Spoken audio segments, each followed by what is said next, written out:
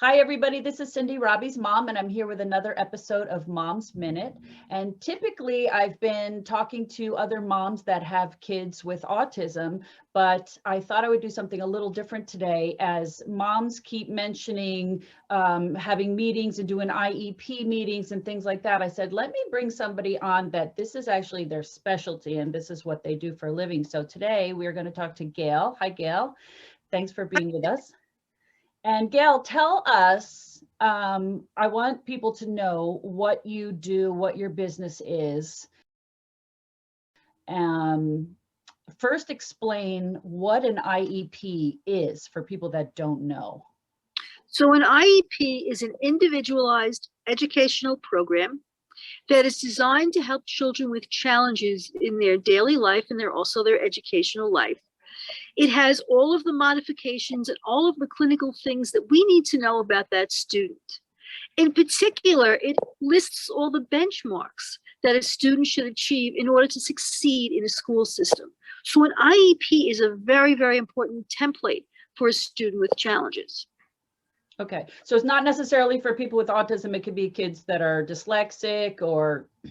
Correct. There are many categories for an IEP. For example, there's other health impaired for kids who have anxiety.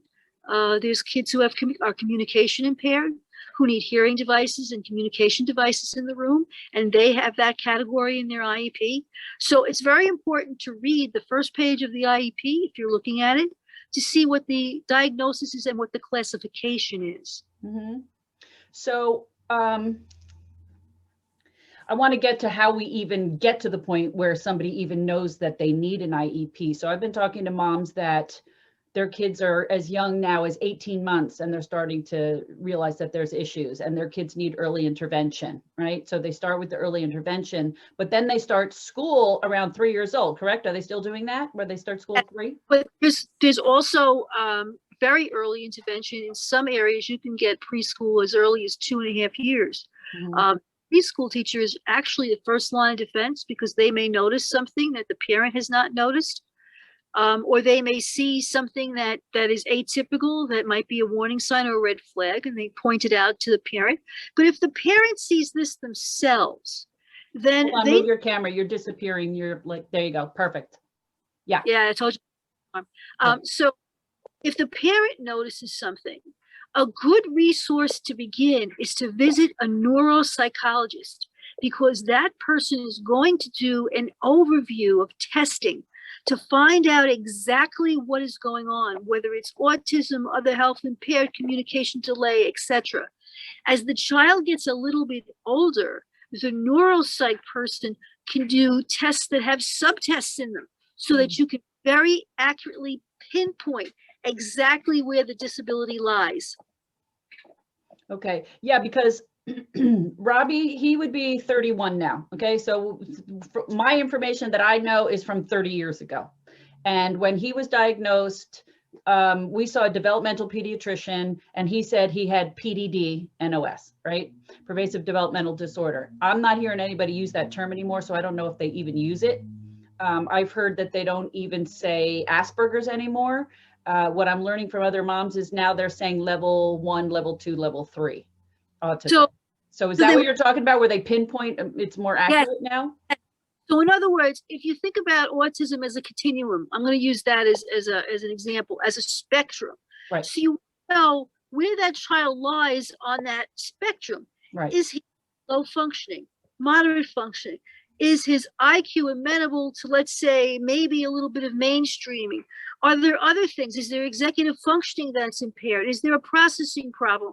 And each of those subtests will tell us very definitively where the disability lies. And that's important to myself and the school district, because then we can tailor a program that's differentiated for that student. And that's important because you don't want cookie cutter. You want what's best for that particular child. And what I find in my daily life here doing this 24/7 is that a lot of districts do cookie cutter stuff. You know, what's good for one kid is good for another. We only have this one program. That doesn't work very often. You need to do is they need to differentiate, okay? And you can't get that unless you have adequate testing, because you need data and facts to base that program on. You can't just say, oh, my hypothesis is that this kid has this disability. I want to see that in black and white. And that's why I urge parents to go see experts. And then once you've collected your expert reports, visit someone like myself who can take all that data and then use it to help you get a better program for that child, a more appropriate program. Okay, so they should come to see you because why? Who are you and what do you do? Explain to them. Okay, so I own an advocacy company, but we also do educational consulting. So who I am is, I am a certified teacher in the state as well as a certified administrator, believe it or not. I have a degree in psychology and a master's in administration and supervision. So therefore, I'm going to look at your child's data in a different lens than someone else would, because I'm going to look at it from the perspective of, hey, what's the psychology behind this? What's the educational program that's appropriate? And finally, I'm going to look at it from the eyes of simply a teacher who has a teacher certificate or an administrative certificate. And I'm going to look and say, what could we do in a school to help this kid? So I'm kind of many faceted here in terms of helping a child. I also go to court. I am teamed with a law firm, the office of Richard J. Caplow. And so I go with him as the educational consultant, and I help present the educational program, if it's lacking, to the court so that the court can order, in many instances, the appropriate program if a district hasn't given that child that program. And, you know, we get to court because they haven't done what they're supposed to do. Okay. And very often we get what's necessary for the child. Because without that, the kid's never going to reach significant benchmarks. Okay, so one of the last interviews I did was with a mom that her kid had autism, and they just said, he can't read, he doesn't understand anything, he doesn't get it. And she says, no, I know he can. And so she wanted him put in a different school, but the district was leaving him where he was. And so she had to get an advocate and an attorney to get him put into another school. And that's when I said, we need to interview Gail and find out how this whole system works for people that are in that type of a boat. And it's interesting that now that we have the pandemic, and even before the pandemic, I was extremely busy with districts who were doing cookie cutter programs, especially with autistic kids and kids who have a very low IQ, who have processing problems. And the parents were telling me they were sending them home with standard workbooks, which were useless. Okay. No audio books, nothing. So what we do is we design the program, present it at mediation. If the district doesn't want it, we put it towards due process and we go to court. And believe it or not, the judges are astounded that we have to go this far for something that should be really offered in the district at the get-go. So there's a huge problem in New Jersey right now with cookie cutter programs and programs that are not dealing with what the kids really need. And in particular, in the autism programs. Mm-hmm. I have been all around the state. We serve the entire state, as far down as Cape May. And I can tell you I've been in some excellent programs and some programs where I folded up my briefcase and left and we went right to court. Wow. Because there's another issue here too. It's not just the educational program. It's how the program does therapeutic holds. If the child gets agitated and is volatile, how do they handle ABA? You know, applied behavior analysis. How do they handle that? I've seen some excellent programs, and like I said before, I've seen some programs where I said, forget it. We need to. How does the school handle the ABA, or how does the kid handle the ABA? Because the school was presenting it, Cindy, in terms of the rewards system that they have, which I'm sure you're familiar with, in a way that wasn't appropriate for that particular student. So they were telling us the kid was hopeless. The problem was the program was hopeless. Okay. So I've sat in the back of many rooms and watched the program and come out with, no, it's not all about the kid now. It's about the presentation and the program. Mm-hmm. So if the program is not appropriate, we can't expect the kid to succeed. There has to be a good match. And I sat in the back of one school district, which I'm not going to name, mm-hmm. where the program was so bad that I wondered how they could be certified, because the presentation of the ABA so bad, the kid did not understand what the reward was for. Okay. Right. So if you're shaping behavior, there's understanding between the kid and the program as to why that reward is being given. I'm just giving you an example. Yeah. So that's our role, is to make sure that what's being given is platinum and not, something that's not appropriate. The law says that a child has to have a free and appropriate public education, but the word appropriate is what we dispute all the time. Right. Because what's appropriate to a district is very often not appropriate to me. Right. Yeah. So tell me some stories of some type of kids that you've helped and what type of, situations, where the parents needed you to jump in. I'm going to give you a really interesting one, and I can't give you the district for privacy, but yeah, I don't want any names or anything. Just right. So a parent adopted a child from China who had never ever been educated before, who was living in a Chinese orphanage because she was a female child with a disability. And so the mother took her to the United States and put her in the school district. And the school district had no idea how to attack this because this child had never been in public education before. So we are now in the process of helping that parent with the district design an appropriate program. And they're bucking us a little bit with some of the things that the kid needs. So we're going to have to go to due process. All right. But that's an extreme example of a child who was what we call tabula rasa, blank slate, because she began with no education. Helped a lot of autistic kids, okay, who have been in programs. And I can think of one right off the bat here from upper New Jersey, northern Jersey, who was being restrained in a local residential district in an inappropriate way. And because of that, the kid developed school phobia and did not want to go to school. So we had to go to mediation and due process to get him an out-of-district placement because he needed, at that point, nurturing in a therapeutic milieu that would treat his PTSD from not being withheld in an appropriate way. Right. So we've handled all kinds of cases. We've done other health impaired kids who are on feeding tubes, who need certain things. We run the gamut. Mostly, though, we do kids who are in school environments who, for some reason, do not fit with that environment. Right. So out of district, is that really the main issue, that school districts want to keep them in district because of money, and it costs too much to send them out of district? Is that really the main issue? That's what I get out of it. Cindy, you hit the nail on the head. So the average school placement runs about $75,000 to $80,000 without transportation. If you factor in the transportation, now you're over $100,000. And a lot of school districts don't want to put that in their budget. My philosophy is I really don't care about your budget. It's about what the child needs. And so we, the taxpayers, understand that if a child needs something desperately, we need to provide that. Okay. They're not saying they want to go there because they want a vacation. Right. They're not surviving in the school district appropriately. So because of that, we have a lot of out-of-district placements for therapeutic milieus. And each school that we send these kids to has a different philosophy. Right. So I have to match the philosophy. What is that? Well, when you say a therapeutic milieu, what is that? So that means the climate of the school.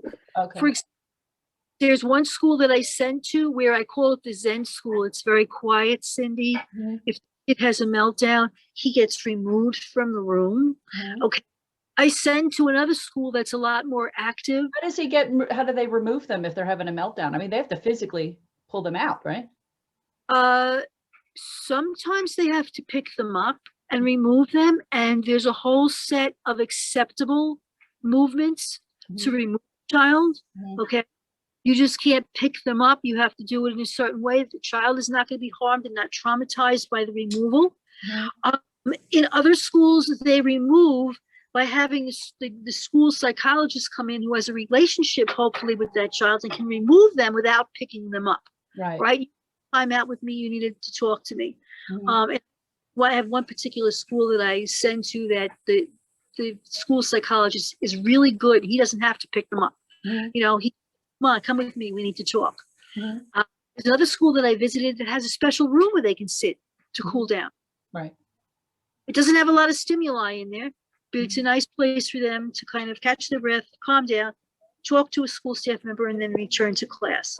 So I assume part of the IEP discusses things like this, like the behavior and how we're going to handle the behavior and how, Right. you know. Correct, correct. But then the implementation is the part that's interesting. Mhm. Because you can have that on the IEP, but how is the school district implementing it? And very often the school district is not implementing it in a manner that we find appropriate, Mhm. or in a manner that's appropriate for that child. Every child is an individual. Mhm. So if you pick them up, it only incites them. You know, they need to be coaxed out of the room. I'm just giving you examples of ways that, so that's our role, is to then step in and say, okay, how can we help you? Let's all get together. It's collaborative. Let's see how we can help this child. And the court comes in when the district doesn't do what they're supposed to do, basically. Mhm. You know, when Robbie, this is back in 2008, he was having seizures and he was getting sick every weekend, and every holiday he was vomiting and having seizures, and the doctor told me to keep a calendar. And after the third time in the hospital, I looked at him and I put 2 and 2 together, and I said, oh my God, he's doing this every time he's home. As soon as a holiday comes, like Christmas, he knows he's going to be off for a week, he would make himself sick. And I finally realized, because he was completely nonverbal, I had to try to read his mind. I said, if he wants to be at school 24/7, he doesn't want to be home with us anymore. And I realized if he could live at school, he would be happy. But I tried to call people at Board of Ed and stuff, and I got nowhere. And I know it was 2008 because that's the year that the stock market dropped and nobody had money for anything. And I wouldn't even have known. I didn't even know where to start. I wouldn't even know who to go to. I knew that it would involve attorneys and all kinds of stuff. And I said, I just. Well, you know, there's some, for parents who do not have a great deal of money, the volunteer lawyers for justice will take your case for free. I myself, How do you find them? you Google them on the internet. You have to show tax returns to show need. I myself, since I own the company, we do a sliding scale. So if a parent tells me I really can't afford whatever the fee is, we work it out with them, whether, you know, it's installment payments or lowering the fee or whatever, because it's all about the kid. It's not about the payment. Right. Often the parents who are the most needy have the neediest kids. And so, and a lot of the providers that I deal with also have sliding scales. I work with a neuropsych who bends his fees very much for families in need. Work it out so that we get what the kid needs. Because very often it's not about money, you know, it's about what's this kid is suffering. We need to find a place for him or her. Right. I'm on all these autism groups, and apparently ABA is a hot topic. I never knew. You know, some people are calling it, you know, abusive, and other people say, I love it. It's the best thing that ever happened for my kids. So I would assume that that's an issue that comes up. I mean, that just shows me different teaching methods. My question to you is, all these people that think ABA is so bad, what is an alternative teaching method besides ABA? Like, and I'm talking about kids. My son works at a school for autistic kids now. Okay. And the behaviors are just so extreme and so violent. And like, I mean, they literally beat their mothers up. Yeah, but I had a case like that. Yeah, I mean, and there was one kid where he said, you know, it was time to go home, and I guess it was a different bus, or he didn't want to go. So he was standing outside and he just pulled his pants down and just peed across the sidewalk. You know, like, people don't understand the behaviors that you deal with, where these kids literally like smear poop on the walls, like punch holes in the walls, like, and I feel like it's the high functioning autism community that has a problem with ABA, because they don't want them trying to change their personality and who they are, right? But in extreme autistic cases like this, what else do you do besides ABA? Like, I don't get it. To give you some suggestions. Yeah. I have to leave the call soon because I have to get on a court call. I want to give you some suggestions. Yeah. So Perform Care. I don't know if you're aware of Perform Care, but I've heard of it, but don't know what it is. Okay. Perform Care is a free service that will come to your home if your child is becoming volatile, can't handle life, needs guidance and counseling, is hitting their mom or dad. I had that in a district of Jersey, and they will intervene in the home. Okay. So that when the kid is at school, the school is doing the intervention. Right. guidance and counseling. And when the kid is at home, a service like Perform Care, and there are others, will come in and assist the parent for strategies, techniques, and above all, support. Because when you're a mother dealing with this, yes, you have your supermom cape on, but there are days when you feel like you're a beaten down soul. Right. And Perform Care has the guidance and counseling component for the parents also. Perfect. And in New Providence right now, we have some clinical social workers that also perform that task. There's one in particular that is on the Board of Education now at New Providence, and she does individualized counseling with kids who have anxiety, kids who act out, and she's been very successful with some of my clients. So there are also the avenue of the clinical social worker who can help home, because sometimes mom needs the therapy, not a child. And there's a high divorce rate, and there's a lot of single moms trying to raise these kids, and then they hit puberty, they get violent, and they really need help. So they need marriage counseling, they need individualized counseling, they need family therapy. Okay, and we have these resources right in our own town as well as in other towns.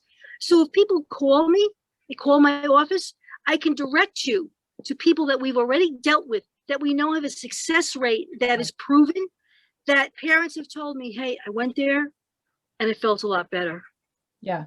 Okay. I have one last question real quick before you go. So for kids that are, say, like have anxiety, ADHD or whatever, and they're having issues in school, like they're not like Robbie, they don't belong in a school for autistic kids. They're in public school, but the teacher doesn't really know how to deal with them.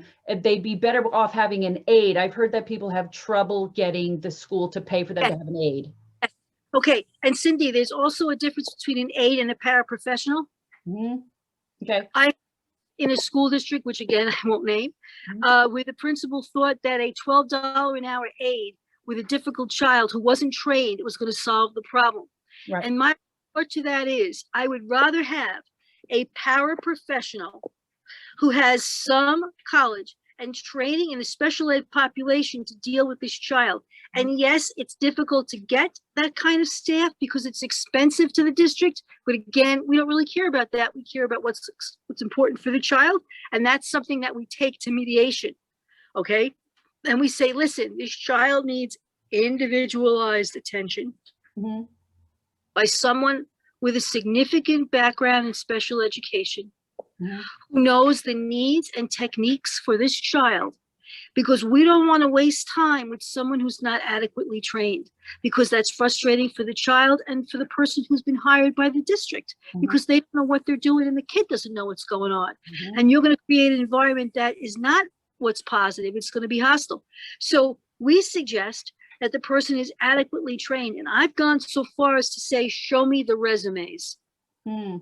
Before we agree to this particular provider, I want to see their resumes, because I've been around long enough to know what should and should not be on that resume appropriate to that particular child. I have not found a principal yet who's not done that for me. I have to say. And is that a situation where you said you need everything in writing, like they need to see like a psychiatrist first and all that kind of stuff, and you need to show that this is why we need this? Exactly. Okay. So when you have things in writing, you have, for lack of a better word, the appropriate ammunition now to say to a district, hey, this is what my child needs. I know it because somebody specially trained in this field told me this in writing after a clinical analysis. Okay, I'm not just the mom, although I know my child the best, with hypotheses. Here's the proven facts. And there is any judge who's going to say, okay, I'm not going to accept that. All right, I'm not going to take that into consideration. All right, the district may try to get around it. We say, listen, if an expert has told us this, and the mother is telling us this, who knows her child the best, then this be something that's factual and needs to be addressed. So I would say to people, if you have these issues, there's a particular, like I say, protocol to follow so that you can get optimum results. And we'd be glad to tell you that. We have free consultations on the phone. Awesome. All right. So how can they find you? If somebody needs your help, how do they reach you? So I have a website called Child Advocacy Place, LLC. My phone number, direct line in, is 862-955-4962. Okay. On my website, we have an 800 number, Mhm. 24 hours 7. Wow. Okay. So if a parent at 7 o'clock in the morning can't get the kid on the bus, and the kid has been bothered by Mhm. the staff inappropriately, and you Mhm. need to call us, Mhm. besides the office number, if you call the 800 number, it rings into different places that I will know you called, and we'll get back to you as soon as possible. So this way we have coverage. Right. Right. Okay. All right, Gail, I know you have to get to work. Thank you so much for joining me today. And I'm sure people are going to end up calling you and needing your help. Thank you for letting me talk to you, and you are wonderful for what you do. Thank you. Thank you. All right. You have a good day. Bye-bye. Bye-bye.